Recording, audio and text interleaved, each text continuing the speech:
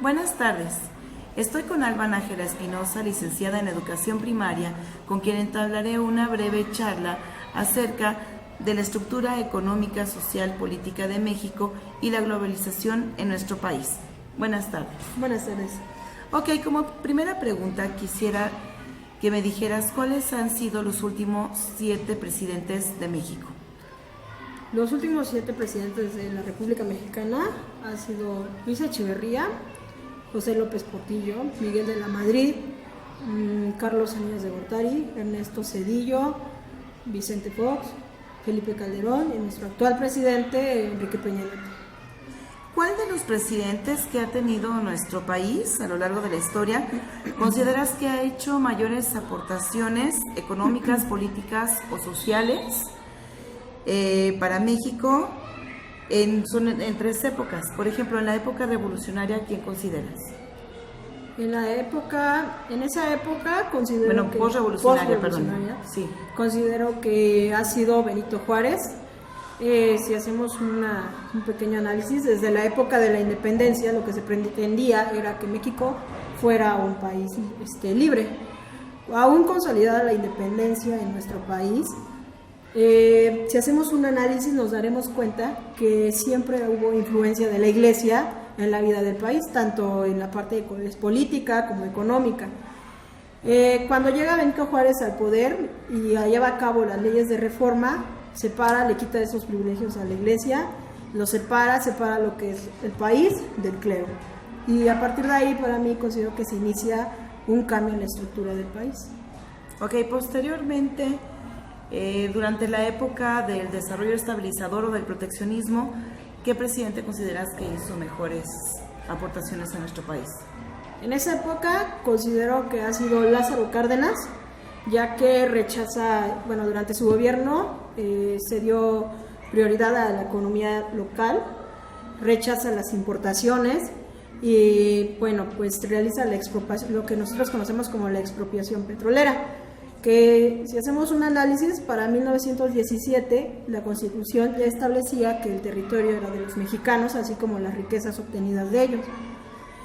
Lo que en realidad sucede con la expropiación petrolera es que lo único que se expropió fueron las instalaciones para poder obtener eso, no el petróleo como se dice.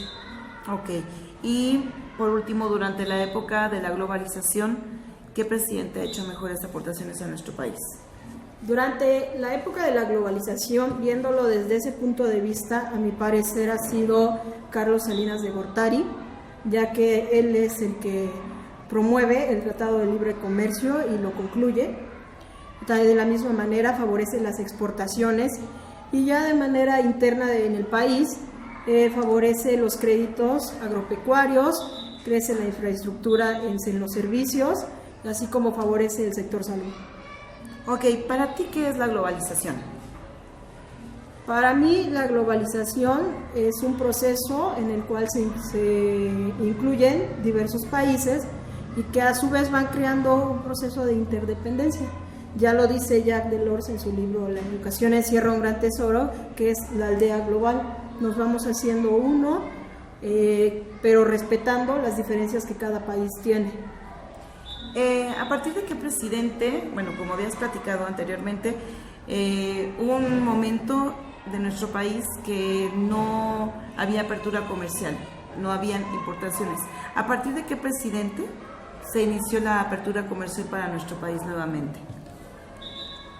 Yo creo que este proceso inicia en 1979 con José López Portillo. Sin embargo, se concluye con el presidente Carlos Salinas de Gortari. Muy bien. ¿De qué manera crees que ha beneficiado la globalización a nuestro país? Bueno, la globalización en nuestro país, como ya lo dije, consiste en crear una interdependencia entre diversos países, beneficiándonos aparentemente. Para Alessandro Barico nos dice que la globalización produce riqueza. El problema de esto es que la riqueza se distribuye de manera desigual. Para mí la globalización es un término ambivalente y ya que en ello podemos encontrar pros y contras. Para México, por ejemplo, los pros que yo encuentro en ello es, por ejemplo, el Tratado de Libre Comercio que yo había comentado con Carlos Salinas de Gortari, el ingreso de México a la OCDE y que se ha favorecido el desarrollo o el ingreso de nuevas tecnologías a nuestro país y que a su vez esto favorece principalmente al sector salud. De la misma manera, si lo analizamos, hasta hoy día es un tema muy polémico, se han incrementado los estándares de calidad en la educación, haciendo más exigentes esto, generando reformas en nuestro país. Y pues las partes o el contra que yo encuentro en ello, una situación clara y específica, es la devaluación del peso de 1994 que se dio debido al exceso de inversión extranjera en nuestro país. Otro aspecto negativo que yo veo de esto es el exceso, o mejor dicho, el incremento en el consumismo de la población, ya que al incrementar el consumismo, esto ha ido favoreciendo que la salud de la población se deteriore y que a su vez los gastos en este sector pues se incrementen. Muy bien. ¿Qué importancia le puedes dar al contexto socioeconómico de México para el desarrollo de nuestro país? Yo creo que el desarrollo socioeconómico de nuestro país determina específicamente la forma en cómo funciona nuestro país, tanto dentro como fuera de él. Determina cuál es el papel de México en el mundo y a su vez nos dice cómo es que se mueve la economía en nuestro país. Por ejemplo, las inversiones que se realizan y bajo qué términos se van a realizar, y a su vez esto influye de manera directa en la población en la creación de empleos. De la estructura política, social y económica de nuestro país, ¿cuál consideras en la que se debe de trabajar más y poner especial atención para lograr mejores cambios en nuestro país? En lo personal considero que eso sería en el sector político, ya que si hacemos una observación a manera general, es la que determina el rumbo que toma cada país. Esto es la parte política, la que determina las leyes, las reformas o los acuerdos que se establecen dentro y con otros países del mundo. Si vemos una mejora en este sector, veríamos una mejora en los demás sectores. ¿Cuál crees que ha sido un gran error que se cometa en las estructuras de nuestro país, ya sea social, económica o política? Insisto en lo mismo, es la parte política.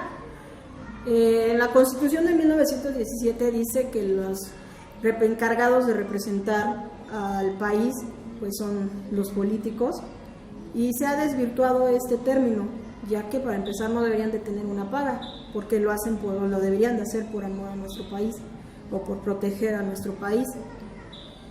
Este sector se ha desvirtuado mucho, han tergiversado su función y pues a causa de eso seguimos viendo que hay una gran cantidad de desigualdad en nuestro país, provocando desestabilización dentro de él.